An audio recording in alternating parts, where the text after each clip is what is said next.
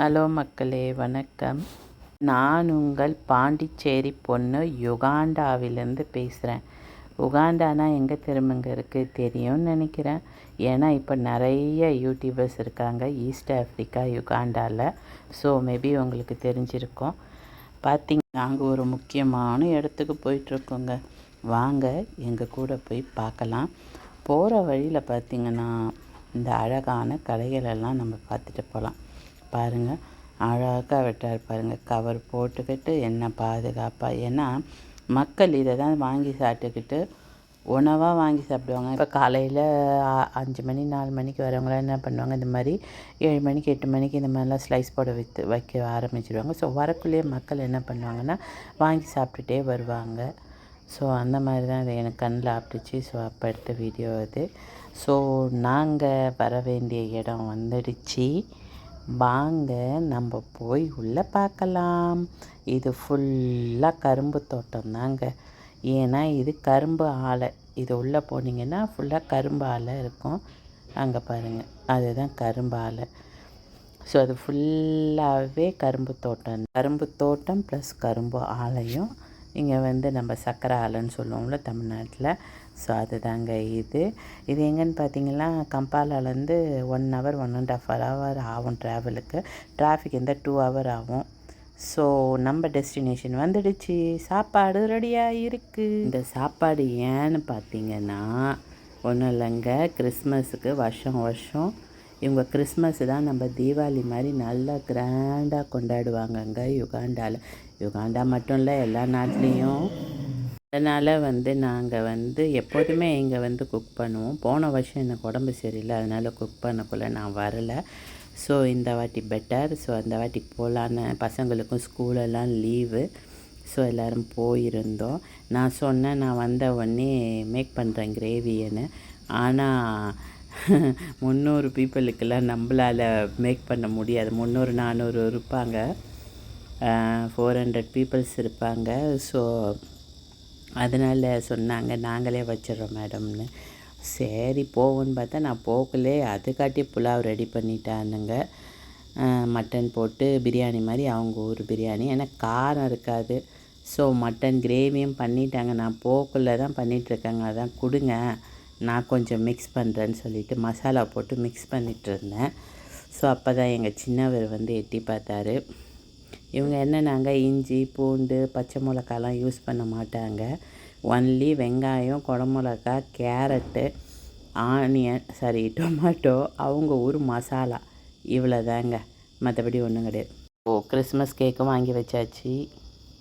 So எல்லாம் wait பண்ணிகிட்ருக்காங்க. So நாங்கள் போக்குள்ளே டைம் 12:30 இருக்கும். ஸோ எல்லாத்தையும் ஏன்னா ஆமாம் 12:30 1 o'clock இருக்குன்னு நினைக்கிறேன். அதுக்கப்புறம் இது பத்தாதுன்னு சொல்லிவிட்டு சிக்கனு பீஃப் வாங்கிட்டு சமைச்சாங்க. ஸோ சிக்கனுக்கு மட்டும் நான் ஹெல்ப் பண்ணிகிட்டு இருந்தேன். அவர் கடைன்னு செய்கிறார் பாருங்க. என்ன அப்புறம் ஸ்லோவாக ஆள் வர ஆரம்பிச்சிட்டாங்க. ஏன்னா அங்கே ஒரே அடி ஆள் வர முடியாது.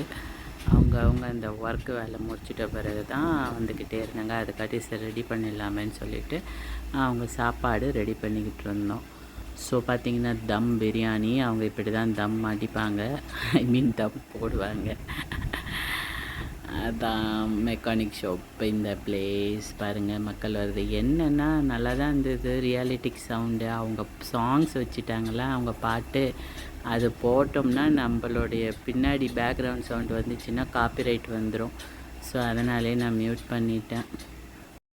ஆஃப்ரிக்காவில் நம்ம சமையலும் சிலவங்க சமைப்பாங்க. சிலவங்க நிறைய பேர் சமைக்க இப்போ கற்றுக்கிட்டாங்க. ஏன்னா மக்கள் மோஸ்ட் ஆஃப் ஆல் வேலைக்கு வருவாங்க. இதை பாருங்கள், இந்த அம்மாவே நான் கேட்டேன் நீ சமைப்பியா, சாம்பார் வைப்பியான்னு கேட்டேன். நான் செய்வேன்மான்னுச்சு. ஏன்னா இங்கே யார் வீட்லேயும் அவங்க வேலை செஞ்சுட்ருக்காங்க. நம்ம ஆள் எல்லோரும் கற்றுக் கொடுத்துருவாங்க. ஈவன் நான் கூட இங்கே வச்சுருக்கிறேன். எங்கள் வீட்டு பொண்ணும் சாம்பார் வைப்பா, மீன் குழம்பு வைப்பா, கறி வரைக்கும் கற்று கொடுத்துருக்கேன். அதாவது என்னென்னா இன்ட்ரெஸ்ட் உள்ள பர்சன் பிடிச்சிக்குவாங்க. ஸோ அவங்க வேலையை பிடிச்சிக்கிட்டாங்கன்னா நல்லா செய்வாங்க. இன்ட்ரெஸ்ட் இல்லாத பர்சனாக பிடிச்சிக்க மாட்டாங்க, அப்படியே விட்டுறது நம்மளும். ஸோ நம்மளும் செக் பண்ணோம் இல்லைங்க, கறி வெந்துச்சா வேவலையான்னு சொல்லிவிட்டு. அதான் எங்கள் வீட்டுக்காரர் செக் பண்ணிகிட்டு இருந்தாரு. கூட நானும் சேர்ந்ததில் பங்கு போட்டு சாப்பிட்டேன். நல்லா தாங்க இருந்துச்சு. அவங்க சாப்பாடு கூட இன்னும் உரப்பு இல்லாமல் இருந்ததுனால கொஞ்சம் டிஃப்ரெண்ட்டாக இருந்தது. பாருங்கள், அதுதான் கிரேவி. யுகாண்டாவில் மெனி ட்ரைப் இருக்குதுங்க மக்கள். இப்போ நம்ம ஊர்லேயே நம்ம மக்கள் சொல்லுவோம்ல நிறைய ட்ரைப் இருக்குதுன்னு சொல்லிட்டு, அது மாதிரி இவங்க இதுலேயும் ட்ரைபு. பாஷைகள் வித்தியாசம் வேறு வேறு, ஈவன் சமைக்கிற ஃபுட்டும் வேறு வேறுங்க.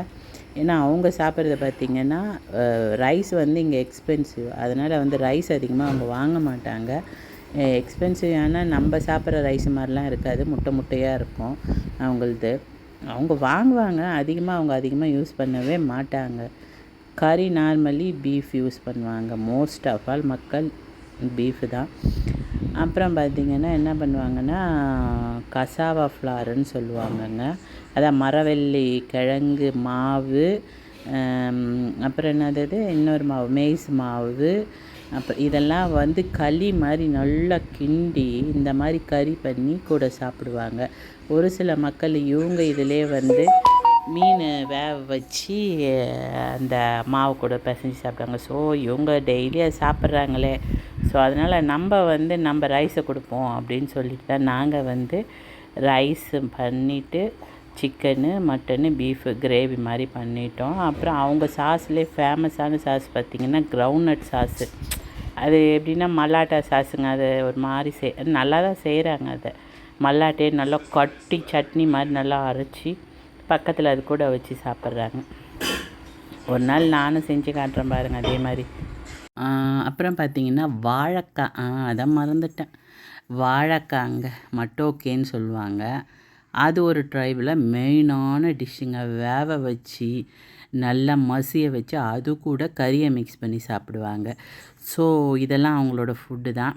நாங்கள் கேட்டோம் அவங்கக்கிட்டேயே, உங்கள் ஃபுட்டு வேணுமா அப்படின்னு. உங்கள் ஃபுட்டு வேணுமான்னு கேட்கல, மட்டோக்கே சாப்பிட்றீங்களா, போஷோ சாப்பிட்றீங்களா, எது வேணும் அப்படின்னு கேட்டதுக்கே, இல்லை நீங்கள் ரைஸே போடுங்க அப்படின்ட்டாங்க. ரைஸே வேணும்னு சொல்லிட்டாங்க. ஸோ அவங்களுக்கோசமே இந்த வாட்டி ரைஸு, கோட்டு, பீஃபு இதை எடுத்து பண்ணோம். ஸோ ரொம்ப ஹாப்பியாக இருந்தது. எல்லோரும் அவங்களும் ரொம்ப ஹாப்பியாக இருந்தாங்க. ஸோ இப்படி தான் இந்த கிறிஸ்மஸ் பார்ட்டி அவங்களுக்கும் எங்களுக்கும் போச்சு.